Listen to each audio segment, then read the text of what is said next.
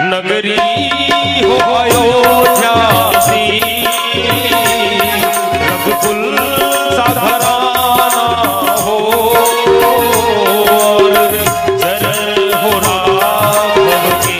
जहाँ मेरा ठिकाना हो चरण हो राघव के जहाँ मेरा ठिकाना हो नगरी हो अयोध्या सी रघुकुल सा घराना हो चरण हो राघव के जहाँ मेरा ठिकाना हो और चरण हो राघव के जहाँ मेरा ठिकाना हो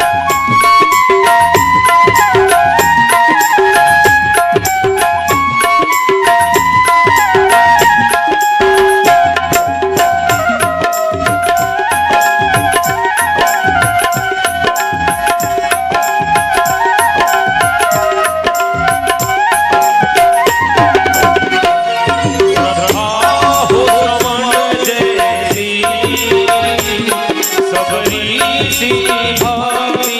हो, श्रद्धा